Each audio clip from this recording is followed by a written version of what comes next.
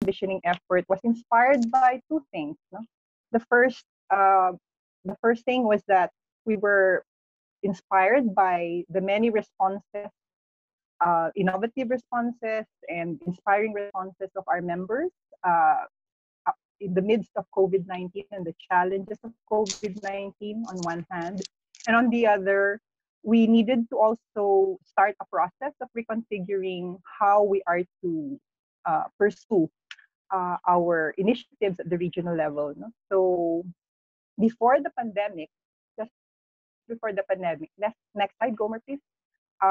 Just before the pandemic, ISEA and the UNSCAP were about to co-convene and the launch and development of social entrepreneurship SE, social entrepreneurship SDG acceleration platforms, as we call them. These were platforms that were going to engage the social enterprise sector in multi-stakeholder engagement processes in order for them to actually contribute significantly to the SDGs. So this was because prior to COVID-19, there was already a judgment from UNSCAP and other studies that under the trajectories that governments and other stakeholders were going, that the sustainable development goals were not going to be achieved by 2030. And so this was a recognition of the important contribution of social enterprises and the potential of social enterprise multi-stakeholder platforms as game changers in achieving the SDGs. So for those of you who are not that familiar with the SDGs, or maybe you are, these are the goals that have been put together by government and other stakeholders like the business community and civil society to achieve by humanity's goals by 2030, which include zero poverty, no hunger, reduced inequality, gender equality, decent jobs and inclusive growth, inclusive and sustainable industrialization and innovation, responsible consumption and production, and sustainable communities. These were just some of the goals. There are 17 of them. But so the social entrepreneurship SDG acceleration platforms that we were about to launch and we were developing in March during a social enterprise advocacy and leveraging conference that we were going to convene with SCAP was going to so the social entrepreneurship SDG acceleration platforms that we were launching or we were developing at the time included, the most developed was an acceleration platform promoting sustainable livelihoods and women's economic empowerment. And we were promoting a set of benchmarks for transformational partnerships and women's economic empowerment in agricultural value chains. And this was building on the work that we've been doing in ASEAN in partnership with Oxfam, with the support of the Swedish Embassy in Bangkok, together with the Japan Foundation Asia Center, Social Value Japan, Dompet Duafa in Indonesia, Binaswadaya in Indonesia also, CISIP in Vietnam, Change Fusion in Thailand, and also social enterprises like GreenNet, Alter Trade, and Bota Central. No? So we were in the process of putting together this platform to be launched at the Bangkok conference in March, and they were promoting this benchmark. We had already developed modules as well as tools for different agricultural value chain stakeholders to actually be assisted to pursue these benchmarks. No? So this was the most developed acceleration platform, if you may. And but there were other social entrepreneurship SDG acceleration platforms being developed. For example, Dompet Duafa was leading a process of developing a health for all through social entrepreneurship platform. And then Human Nature, a social enterprise in the Philippines, as well as the Asia Pacific Bureau for Adult Education. We're in the process of co-creating a social enterprise education for decent work platform. And then the World Fair Trade Organization, Asia, was actually leading the development of a platform for sustainable consumption and production and circular economy. And lastly, the Philippine Rural Reconstruction Movement, together with Rural Reconstruction Nepal and Rural Reconstruction China, were developing an SESDG acceleration platform on social entrepreneurship, rural revitalization, and youth. So when COVID-19 happened, of course, the conference where we were supposed to launch and start developing these platforms did not happen. And with COVID-19, we know that the poor were the ones who were affected the most, and it's pushing many more people into poverty. And at the same time, it's pushing back many of the social enterprise sector's development gains. No? So we look at the COVID-19 social enterprise response and visioning effort as a necessity in order for us to actually develop a platform for, for exchange, networking, and collaboration for responses to COVID-19, fostering innovation and synergy towards a common social enterprise agenda for relief, recovery, and building back better. It was also intended to develop advocacy positions of the sector for responsive government policies and programs, and also generate commitments and support for the platform and key initiatives. So we were wanting to engage ISEA members from all over Asia, and many of the ISEA members, I'm happy you are here in the webinar now, because this is precisely the reason why we are convening the webinar. We're wanting to engage you members in a process of dialogue with our partners in the Social Enterprise Advocacy and Leveraging Conference, the UNSCAP, and I'm glad Martha's here, Japan Foundation Asia Center, Social Value Japan, Oxfam, Leia is here, the Swedish Embassy in Bangkok, the SWAB Foundation for Social Entrepreneurship, the Asia Pacific Bureau for Adult Education, the Asia Pacific Regional Civil Society Engagement Mechanism, especially its social and community enterprise constituency, Change Fusion, Social Enterprise Thailand, I'm glad Dr. Puchay is here, and then the Philippine Social Enterprise Network, and of course, the organization we're featuring today, the World Fair Trade Organization Asia, where we were wanting to engage both the social enterprise advocacy and leveraging conference partners and the members of ISEA in a process where we would, on one hand, share, learn, and collaborate in relation to our responses to COVID-19, but at the same time start a process of evaluating and reconfiguring the social enterprise SDG acceleration platform that we had intended to launch or develop starting March, a few months back, leading up to hopefully convening the Social Enterprise Advocacy and Leveraging Conference with reconfigured platforms that will help us to move forward. And we're hoping that the SEAL conference can happen on September 16 to 18, 2020. That was the decision that was made by the ISEA board and regional council to move it on September 16 to 18. And we're hoping that that can happen either face-to-face, if things really improve, or virtually, if we need to, maybe virtually. So given this, the webinar series, therefore, would start today. So today is our launch, and the reason why we've chosen to introduce the COVID-19 response of World Fair Organization as our pilot, or as the first to be featured in this webinar series is it was World Fair Trade Day on May 19. No? So we wanted to also celebrate World Fair Trade Day today because it's still the month of May. And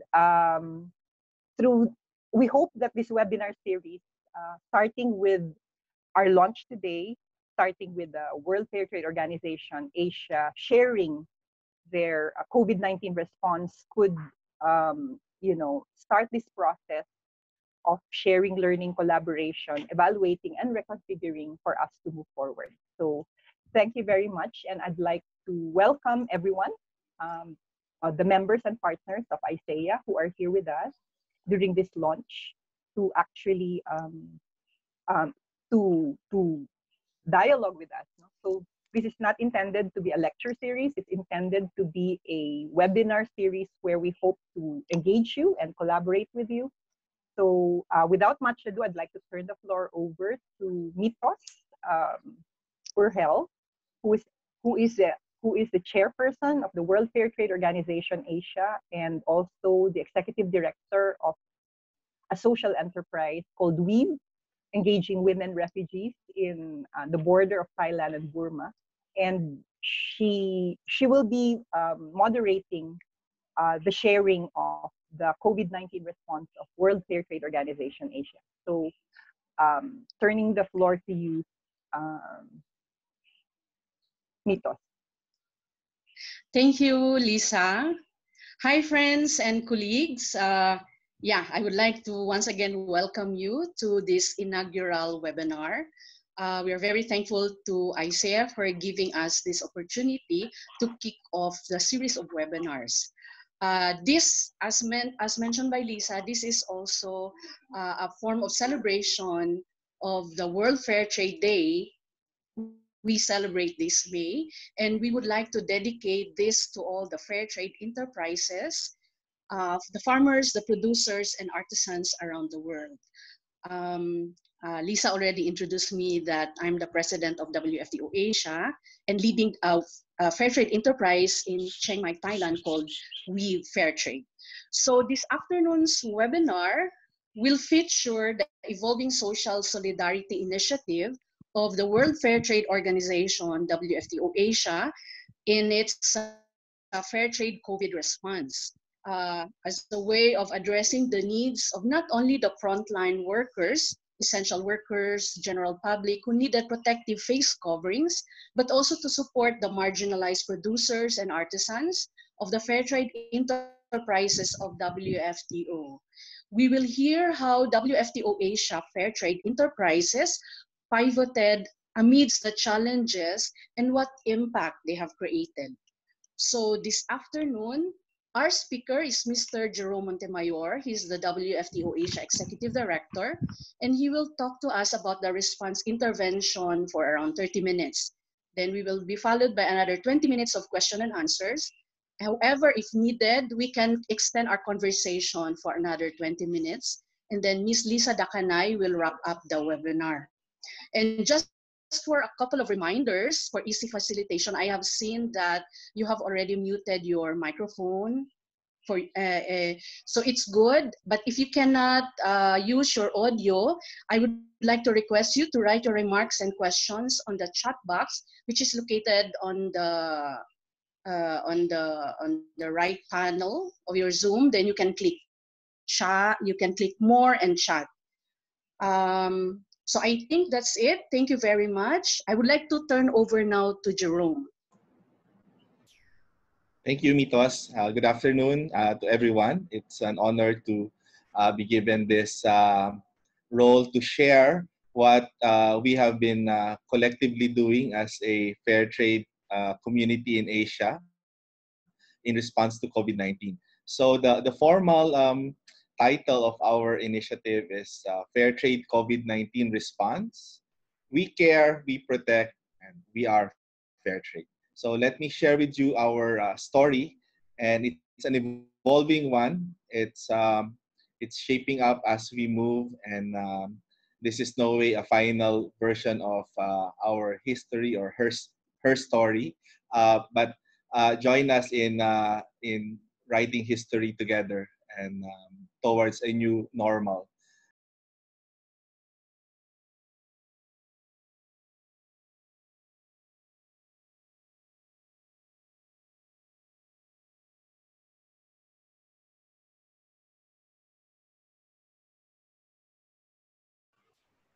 Jerome, you're on mute. Sorry. Thank you, Gomer.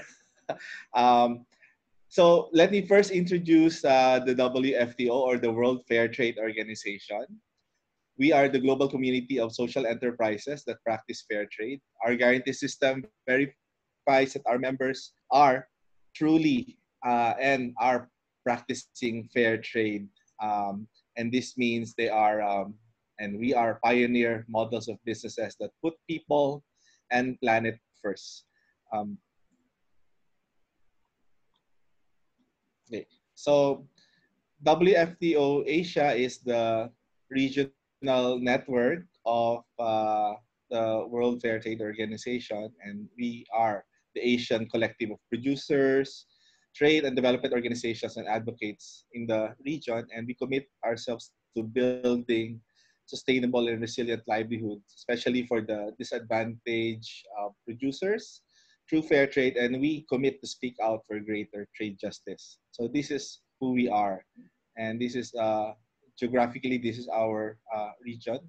Um, and let's begin with the timeline. It was December 31, towards the end of last year, when we first heard about this new pneumonia, cases of pneumonia happening in Wuhan, Hubei province in China. And it was early January when WHO, the World Health Organization, first reported that there was a disease outbreak and it was referred to as a novel coronavirus. That was January 5. Let me cut to the chase. WHO officially characterized COVID-19 as a pandemic March 11. March 12, that's when we started our effort in terms of the COVID-19 pandemic situation and the business continuity of WFU Asia. And on that same day, we launched our rapid assessment on the possible impacts of COVID-19 to our members in Asia. And right after that, one of our members, Tara Projects from India, inform us that they actually are producing a three-layer surgical mask. This started the snowballing of effect uh, of of this initiative where we are now. So we heard that they are producing a three-layer surgical mask. That was quickly followed by sharing of information. Hey, there might be some members who are in need of this three-layer surgical mask. One of our members from Georgia got hold of the information, and someone approached her with a serious intent to buy 30 million of these three-layer surgical masks. That's 30 million. That got us like, wow, okay, let's see who else are producing something related to,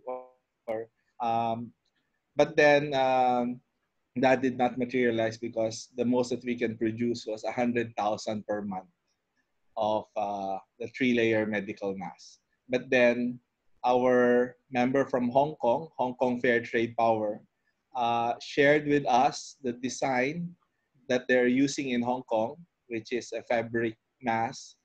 It's called the HK mask, and that was on March 17.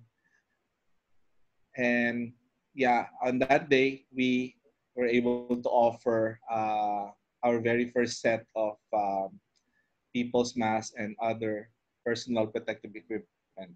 And from there, that was like 1 week since the announcement of the COVID-19 pandemic.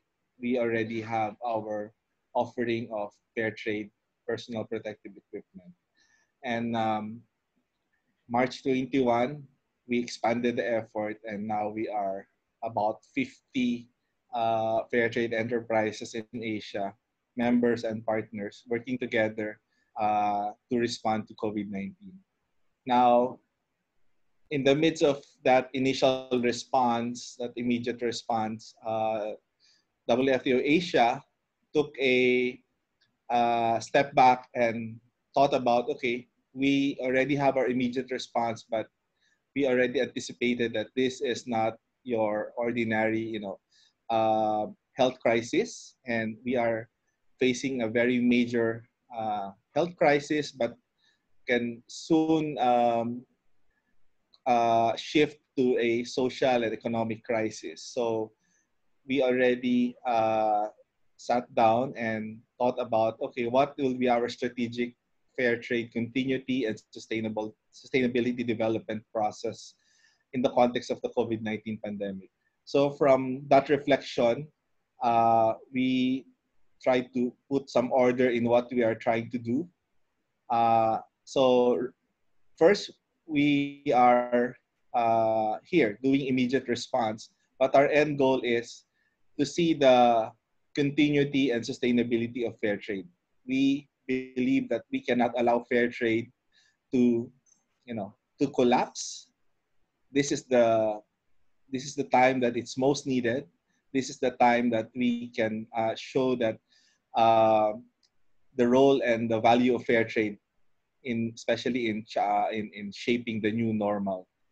So this is our objective, to make sure that we continue to exist and we will become sustainable after this. Now, between the immediate response and our end goal, we are moving and working towards the survival of the fair trade enterprises in Asia. And we're doing that.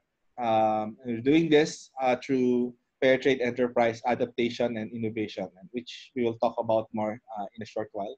While we are in the survival mode, we are also working towards planning our course towards fair trade enterprise recovery and redefining. We acknowledge that we are not going to go back to the old normal. There will be a lot of changes during and after COVID-19, and it is an opportunity for us to redefine what fair trade enterprises would be in this new normal. And even better than that is perhaps we can help shape that new normal.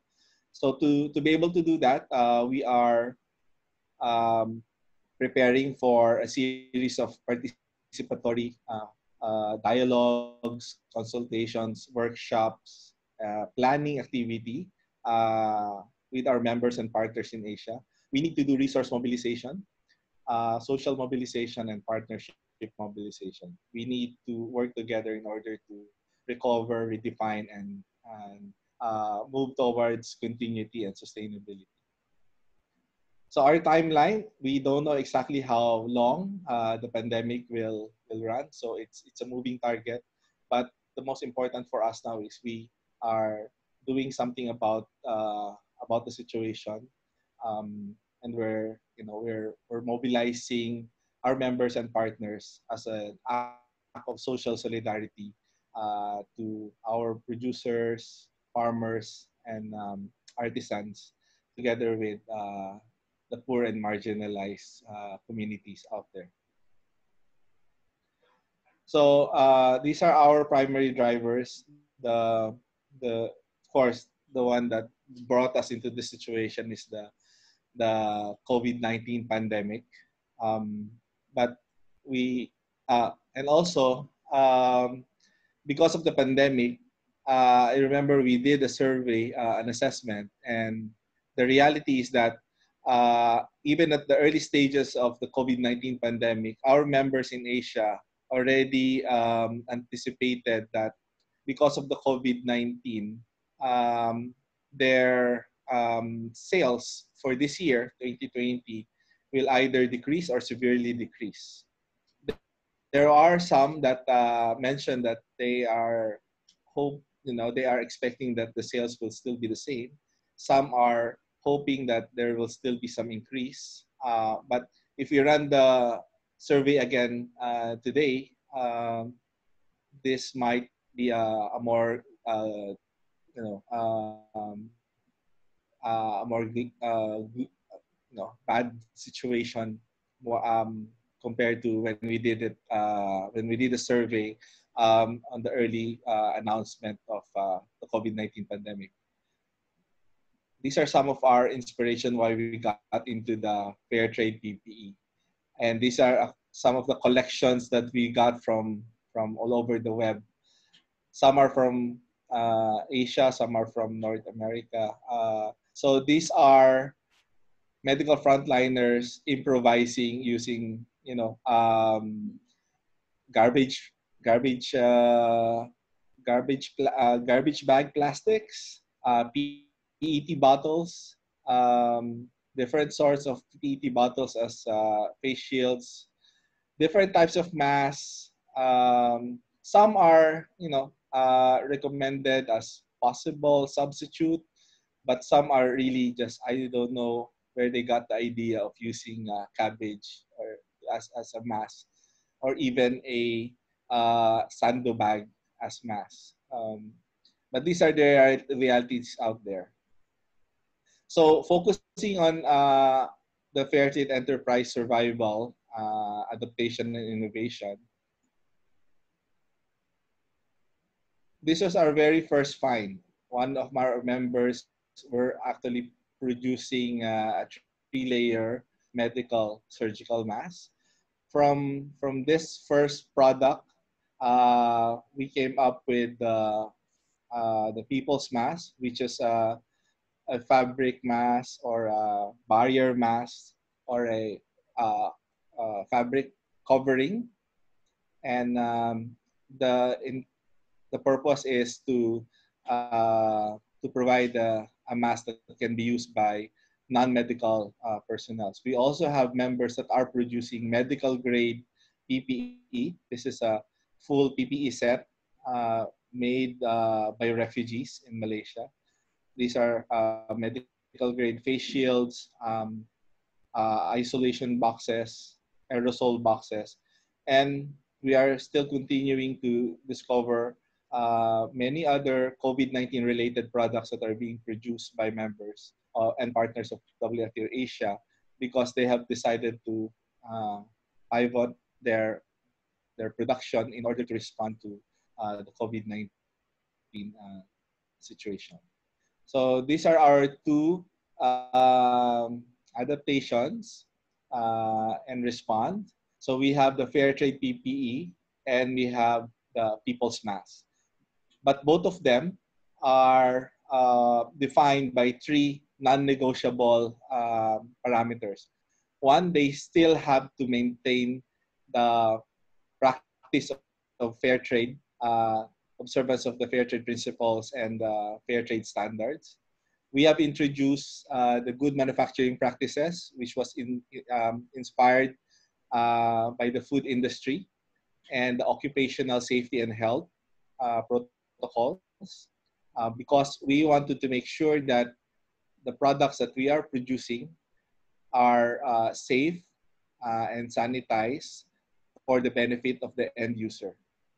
This is something new for our members, because we are good in producing handicrafts, different types of fabric, fashion products. But for the vast majority of our members and partners, it is the first time for many of them to venture into the medical and health product lines. There are so many open source designs that you can find out there, but our initiative only goes for tested design.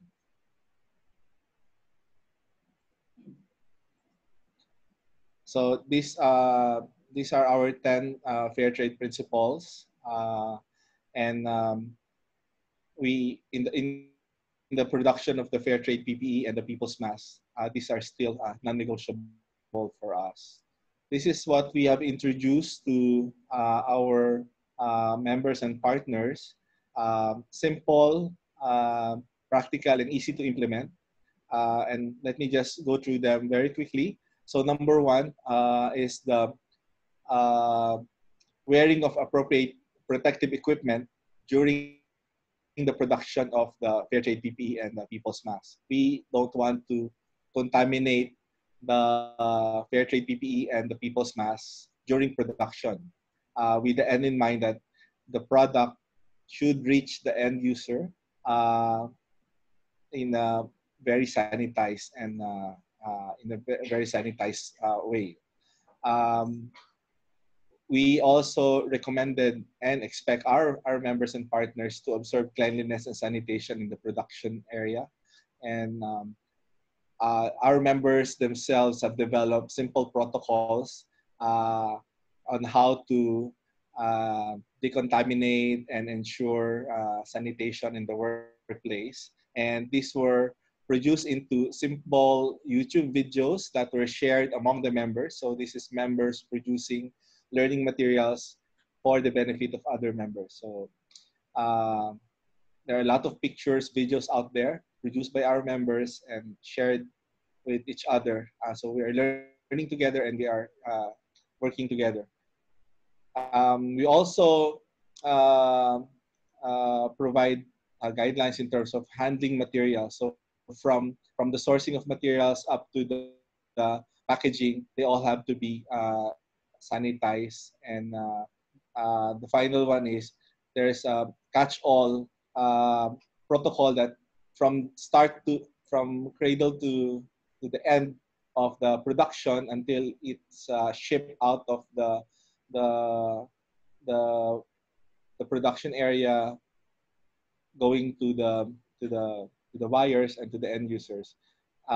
There's a consciousness that we want our members to implement with their producers and their workers to exercise this careful practice of not allowing any contamination from start to finish in an effort to make sure that the fair trade PP and the people's mass reach the end users safe, and we don't want to be a cause of the spread, but we are here to help. So this is part of our commitment. And in terms of the tested design for the people's mass, we started with one type. So when we started in March, we only had one design that we were using, and it was based on the HK mask developed by Dr. KK Wong together with Suan Studio from Hong Kong. And so this is now what we refer to as People's Mask Type 1, which is the use of a fabric mask together with the filter material. The filter can be a commercial filter, N95, or your day-to-day tissue paper or kitchen paper. They tested this, and it can offer up to 91% filtration efficiency. So that's equivalent to N91. So this is a sample of the People's Mass Type 1. And then as we move forward, countries are starting to develop their guidelines and standards and regulations about fabric masks. So in France and in some areas in Europe, they have adopted this as well. This is called the AFNOR Spec S76001, which is the guidelines on how to produce a biomass. So our type 2 of the people's mass is based on international or national standards that are being implemented right now. No? So one of the most well-known standards is this one, AFNOR. So we have, I think, a few of our members who are already producing the People's Mass Type 2. And People's Mass Type 3 is based on fair trade innovation. And this is, but still following the principle that it has to be tested before we roll them out. So this is an example of People's Mass Type 3. This is branded by Salai Handmade as 7XB. It's called 7XB mask. Why 7XB? Because the result of the testing by the Department of Science and Technology in the Philippines concluded that it is 7 times better compared to an ordinary fabric mask. So they genuinely use the results of that testing of the government science and technology ministry, and they simply called it 7XB. It's a sub brand of People's Mass, and it's now being distributed in the Philippines. And this is a sample produced for the Department of Environment and Natural Resources, because the Environment Ministry was, I think, the first to order from Salahan, maybe because this is biodegradable. I think 95% of the materials are biodegradable. So it's environmental friendly, uses indigenous materials. So an example of fair trade innovation. I'm not sure if Neil of Saleh Handmade is online now. Okay. I see Neil is is with us. Uh, I will share some of my airtime with him to talk about his experience about producing this 7XB in the midst of COVID-19, and uh, the experience of moving heaven and earth just to get this mass and filter materials tested as part of our commitment in delivering fair trade PPE, following the three non-negotiable standards that we have set. Um, Next, our approach in terms of implementing the project is we are working with our country networks. We have 7 existing country networks at the moment, and we are uh, we are mobilizing our country networks in turn the country networks mobilizes the members within the country. When we started, and even up to now, our battle cry was respond to the in-country needs first, and then as part of our social solidarity commitment, we will also respond to the needs of other countries and other regions after we have responded to the needs of our own country. So we're doing that still, and some of our members who have excess capacity are already exporting, and we just got words that some of our big country networks are now ready to produce and distribute and support the needs of other regions.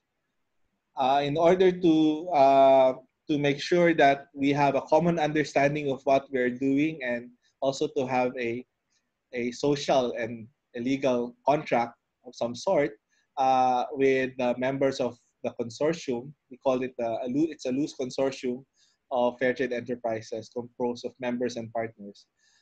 We have come up with a memorandum of understanding outline. These are the salient provisions of that MOU.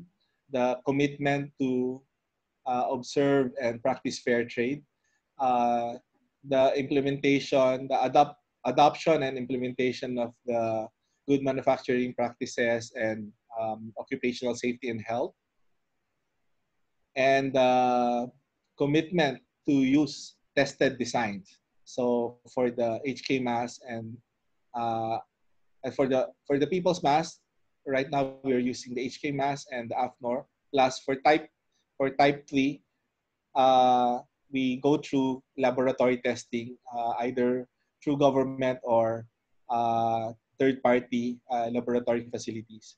And the final salient point of the MOU is from the sale of the fair trade PPE and the People's Mask, each member of the consortium has committed to contribute at least 2% from the gross sales uh, for the post-COVID-19 Fair Trade Recovery Fund. So this is the fund that we will use as a initial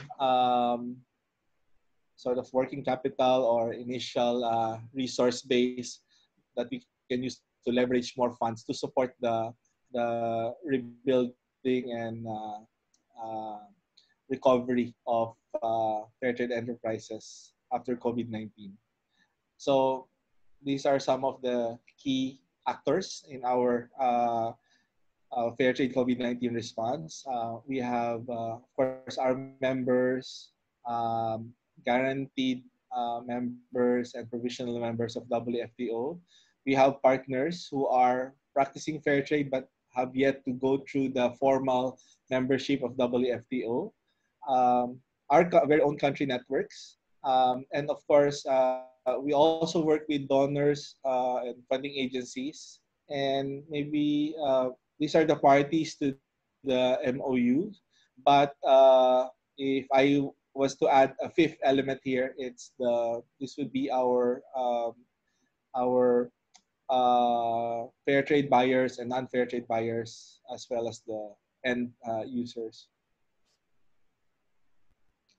So let me just share our accomplishments so far. And uh, we are now, as of today, based on reports that have been shared with us, the Secretariat, the number of people's masks that were sold and distributed is already at 77,599. Uh, Hong Kong Fair Trade Power through Fair Circle uh, implemented a fundraising in Hong Kong, and they were already able to raise funds from Hong Kong amount, which is equivalent to 20,898 masks. The mechanics of which is from Hong Kong, uh, Hong Kong Fair Trade Power provides the funds to partner members in Asia, so that they will use the funds to produce the people's mask and then distribute to the target beneficiaries of the mask. And most of in the three areas, Thailand, Bangladesh, and India, I believe we are targeting refugees as beneficiaries of the people's mask through the donation of the kind people of Hong Kong. Um, so we are 2,000, about 2,500 masks short of reaching our first 100,000. Some of our country networks have reported that they now have an assessed capacity of producing between 1 to 2 million people's masks per month. So moving on to the next, my next slide is some of the challenges that came and are continuing to come our way. To quote one of our members, Team Strape, there's no day that there's no new challenge that that comes our way, and we just face them squarely and we find a solution as a community. So some of the challenges that we have encountered was the design execution. Um, when we got the design from Hong Kong, from Dr. KK Wong, all we had were drawings, and our members were used to getting samples, actual samples, and they usually follow the samples. So normally they will have something tangible in their hands to follow, plus the schematics, the drawing. But all we can provide was the drawings, the patterns. That's it. So it was a challenge, and we spent considerable hours coaching and mentoring our members. Production capacity in the beginning, we had some challenges in terms of production, because when most of the members at that time were able to produce their prototype, the next challenge was availability of raw materials. And around the time that we were starting in March, that was the time most governments in Asia started their implementing quarantine and lockdowns. And that prevented many of our members. And I think I've seen Swapan online, and I know Ekota and our members in Bangladesh have been eagerly waiting for that window of that opening so that they can participate already. And that window has been opened recently. some of our members had the capacity, but all of a sudden it was declared illegal for them to export uh, um, the people's mass or any type of mass for that matter. So those are some of the um, production capacity and export capacity that we encountered. Recently, um, we have encountered changes in policies and regulations, particularly in Europe, when before there were no clear guidelines. In fact, there's still no clear guidelines in all of Europe, except for France that have come up with the AN4 S76-001. In other areas in Europe, when you're producing the barrier mask or the face covering, it's uh, it's still an open question. There's no established regulations. Um, but there are regulations related to medical devices and PPE. So those are in place even before. Um, the other challenge is not all of our Asia members have pivoted their production because some do not have the equipment, and the tools to produce people's masks and other fair trade PPE. So we are still thinking of how we can support uh, their survival during the COVID pandemic. And moving towards the future, we need to do some forecasting in terms of the needs of the market under the new normal scenario. Um, what would be in demand in terms of products in the coming months is your guess is as good as mine. But if maybe if we can work together, we can do a study on what would be the needs of countries after or even during this prolonged COVID-19. We don't want it prolonged, but the reality is it's not going to end anytime soon.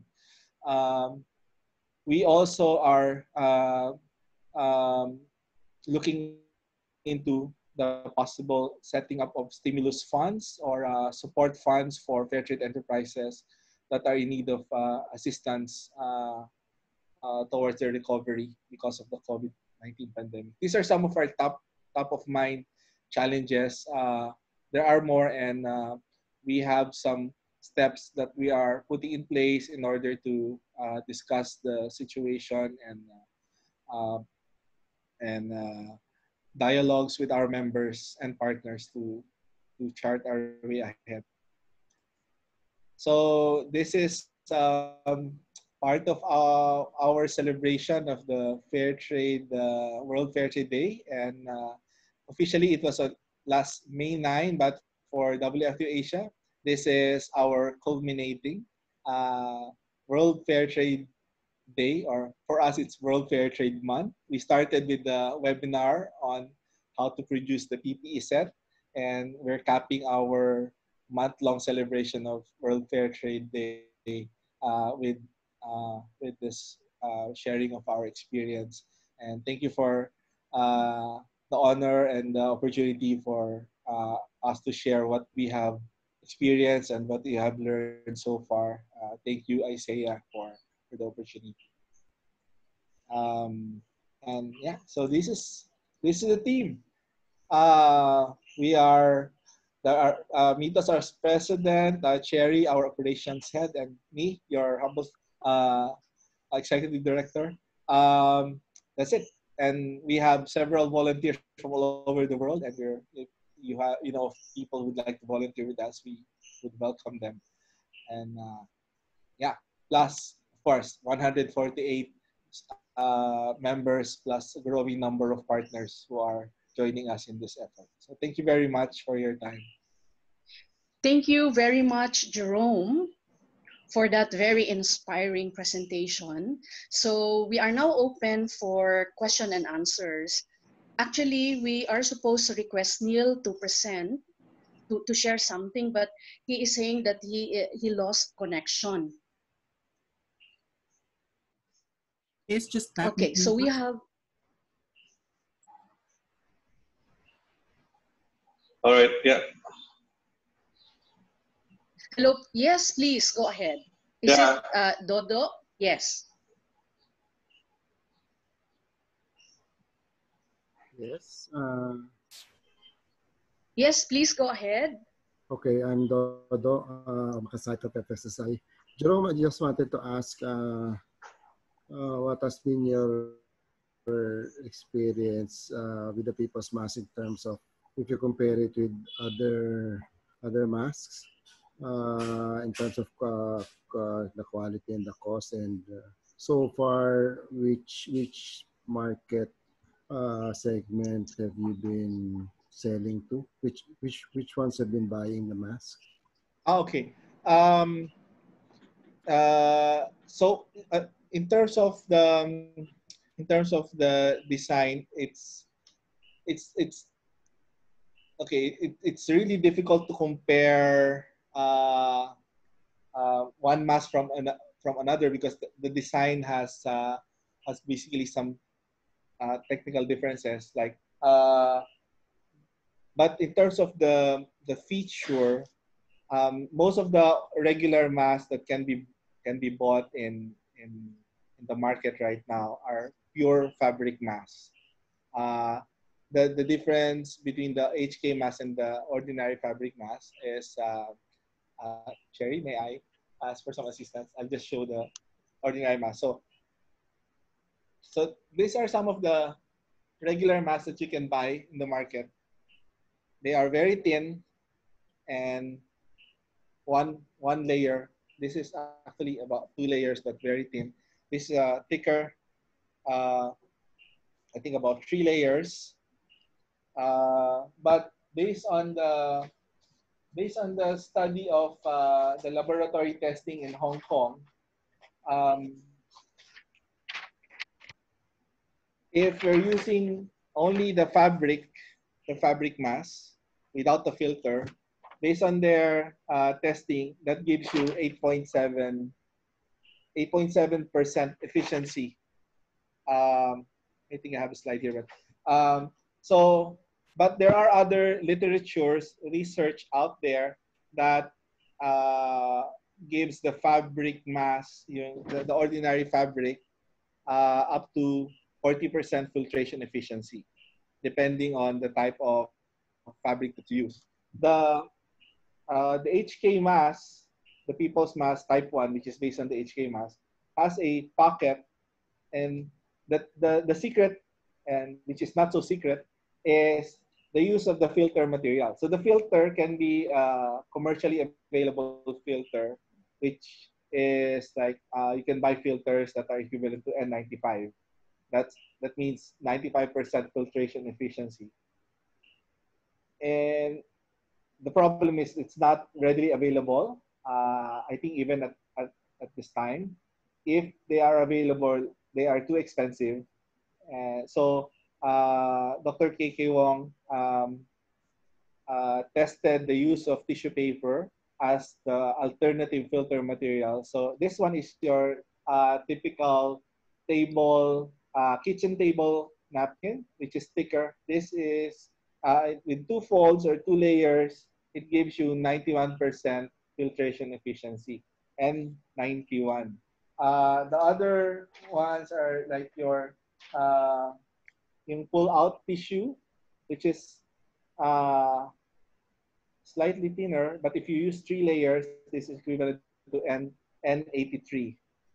Uh, so 3 layers. Now, why not add a fourth one? Uh, we all the basic parameters or of a mass is filtration efficiency and breathability. We can put 5 layers. It will increase the filtration efficiency, but it will also decrease the breathability. So it is harder. It will make it very difficult for you to breathe. So you might be safe from the virus, but you might die from suffocation. So based on the study of Dr. KK Wong, the optimum is 3 layers of the pull-out tissue paper, or 2 layers of the kitchen table tissue paper. And I found a 1935 study of filtration efficiency of tissue paper, which has the more or less the same results. 90 the filtration efficiency of tissue paper is around 90%. So it's not very far different. So, but there are realities on the ground. That's why the the the standards of France, which is the AFNOR S76001, is based only on a fabric mass design, because in reality there are areas like if you want to distribute fabric mass in a for example in a refugee camp, access to tissue paper or other filter material is next to impossible. So we just have to work on the best possible protection that we can give. So our best bet is still People's Mask Type 1, which is the fabric mask in combination with tissue paper as filter material. If the buyers and the situation calls for purely fabric mask, then we promote the standards which is accepted already in generally in Europe, which is the AFNOR S76001. But for sustainability and self reliance, we are encouraging our members to continue um, innovating, and that's where the model of Salay Handmade comes into the picture by using indigenous materials, which are tested by third party, in this case by government itself. I hope I was Thank able you, to answer Jerome. the question. Thank you, Jerome. Before you continue, because there is still another question in terms of the cost and what kinds of groups or consumers have been buying the product. Before you continue on this, and I would request if you can make it like, short and brief. I would like to inform everyone that we are almost reaching to the time limit. But I would like to ask if you are okay to continue for the next 30 minutes.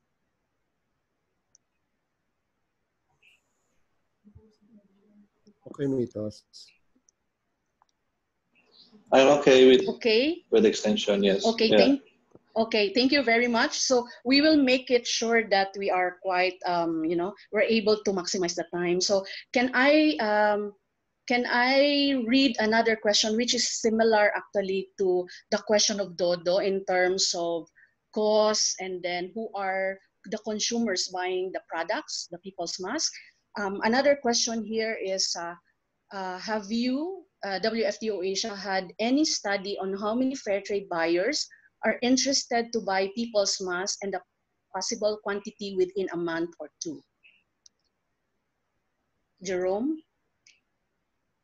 Okay, my mic was mute. So first, the profile of the buyers right now. So we have if you go back to our distribution map, which I've shown earlier, most of the buyers from our members right now are actually they they're traditional fair trade enterprise partners. So they also did some pivoting uh, of their product offerings. So if you see all of these arrows, most of these are pre-existing relationships. Uh, they are buying from Asia members before COVID-19, toys, handicrafts, and other fair trade products. But when they learned that our members were now producing People's Mask, so they also shifted, and there is a growing demand for more People's Mask in Europe, and we're also looking into Pacific, North America, and Australia. But if you see, there's also an arrow going back because they have responded to the local demands, local needs. But we haven't really gotten a lot of data from our members in terms of who are the actual buyers. Because right now, to be honest, they are all, well, most of them are already busy producing, and we need to find time to gather more information. Right now, we are basically tracking just for us to motivate ourselves that we are contributing this much to the solution of COVID-19. The basic information that we're gathering is only in terms of general sales and distribution and donations. But yeah, we'll take note of those questions and we will incorporate that in our M&E work. The second question is if we have a study. We don't have a study as of the moment, but we are, if you remember, the challenge that that confronted us first was the production capacity. And we, in the first phase of our fair trade PPE and people's mass effort, our attention was towards building the production capacity of our members and partners. We have not yet done any real serious marketing and promotions of the people's mass and the fair trade PPE because we are confident that the market is out there. It's the first challenge for us is to make sure that we have the capacity to respond once we open the door to our trading partners. Thank you. Thank you very much, Jerome. I just would like to add one thing. I think, Dodo, we have one of our fair trade enterprise based in Sri Lanka have actually received order from Oxfam International. So I think another market, and then there's also this call from UNDP, different UNs. So that is another area that we are looking at in terms of the market. I would like to request Neil Rafisura. He is the creator of the 7xB eco-friendly mask from Abaca, indigenous natural fiber, from Salay handmade paper in Salay, Cagayan, to share their experience during this past 2-3 months, especially that it was quite restrictive environment for them. Neil? Yeah, hi, hello. Good afternoon, everyone. Yeah, can you hear me? Yes, Hello? we can hear you. Hello. Yeah. Okay, can you hear me? Yes. For the past 3 months, we've been making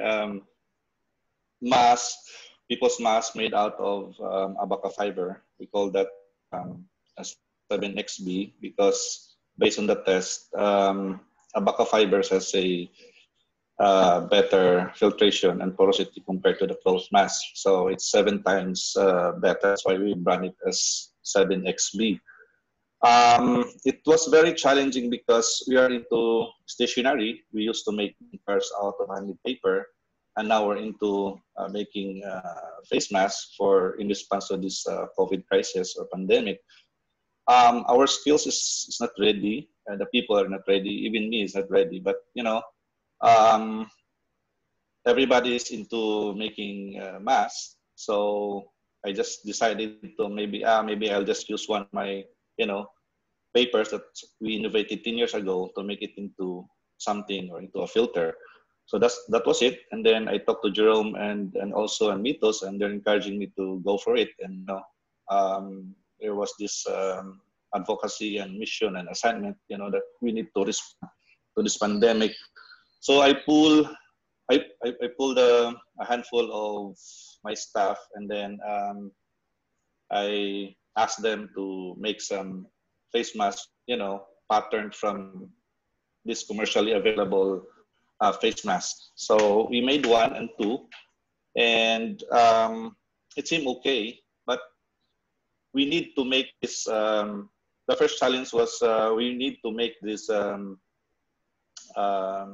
face mask stronger so that it will do its function. But I know deep inside, I know my paper, you know, the make handmade papers, that it can really be a filter, because N95 and all other commercial masks, you know, are made from abaca, the same fiber that we use. So, but you know, we have to innovate it some more in order to fit the demand and in order to make it safe for the public to use. So we put enhancers. We tweak a little bit of our paper making method. We make it more denser. We make it more thicker, and we add some more additives, natural additives, to make it stronger inside our sizing. So the result was a very strong filter. Now it became a filter, not a paper, because we changed a lot of processes and we introduced a lot of heat in order to sanitize the filters. So I feel very confident that it can do the function. So we made a lot of tests in the company inside regarding from water repellency, the tear resistance, the strength, you know, properties and everything. So, and then we made a few models and a few prototypes based on what Jerome and the HK mass is. So, but again, the second challenge was, will the public believe or buy this product? You know, they don't know anything about handmade paper, most of them, especially in the Philippines. And, excuse me, would they have the confidence to spend money to buy this particular product if, you know, it's just maybe a fad for them? So, and who is my competitor? And I told myself, maybe I cannot compete with N95 and those commercially available face masks. So maybe I would target or position my face mask for the middle class or the upper class. And because when I went outside, I see a lot of people wearing masks using fabrics that are very thin, you know, and poorly done. So the protection is really very poor. So in order for me to have some credibility on my material, I need a third party to say it or to tell it or to test to it. So that's why I went to the Department of Science and Technology to have it tested when we were not successful sending it to Manila during those lockdowns with Jerome and Mitos. So when the test came out, filters is comparable to N95. That's the result of the test. Comparable in terms of fiber configuration. And the porosity is better than, you know, it's comparable also to N95, but not comparable, no, not comparable, but, you know, close to it. And but it's better than cloth. So meaning it's 7 times better than cloth. So meaning the filtration is better for our filters. So that's why I'm banking on that statement, on that test, and I use it in my promotion.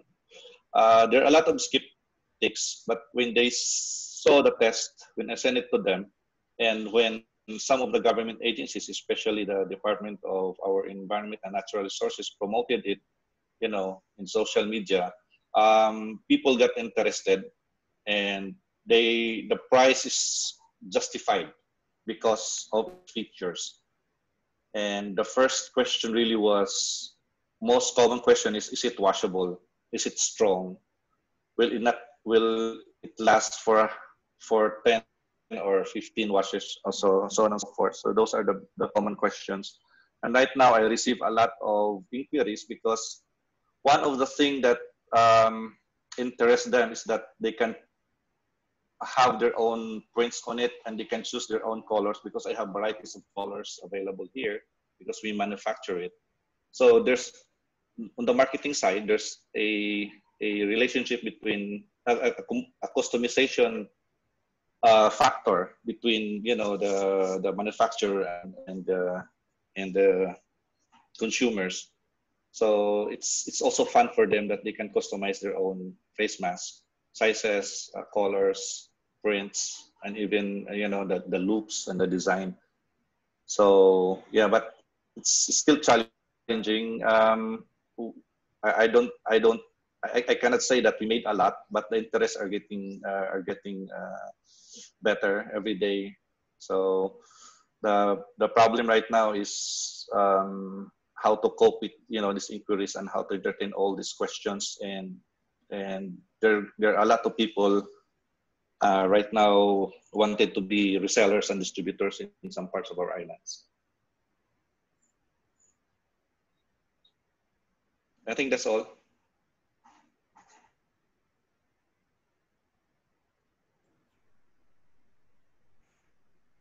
Nitas? Nitas is on mute. Sorry, Jerome. Thank you for pointing that out. Thank you very much, Neil. There is a question for you. How much is the mask per piece?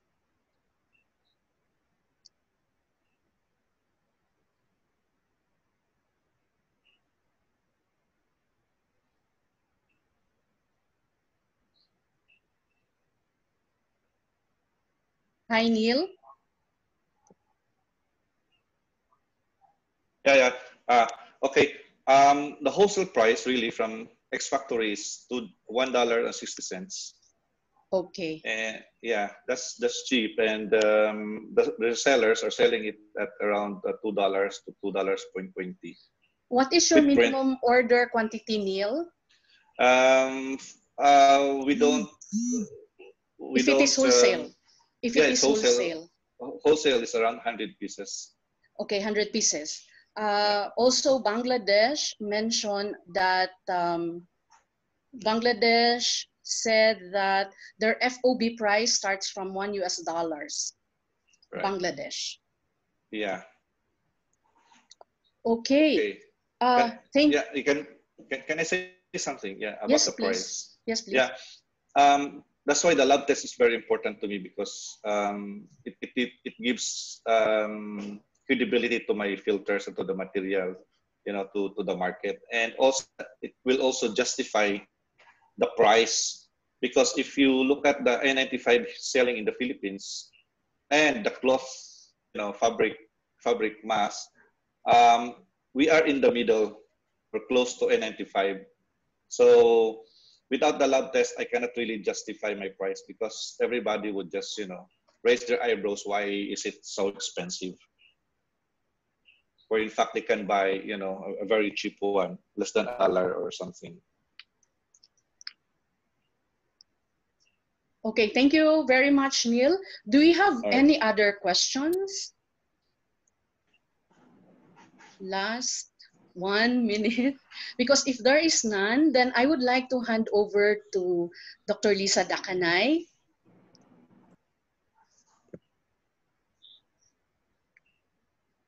Thank you very much, Mito.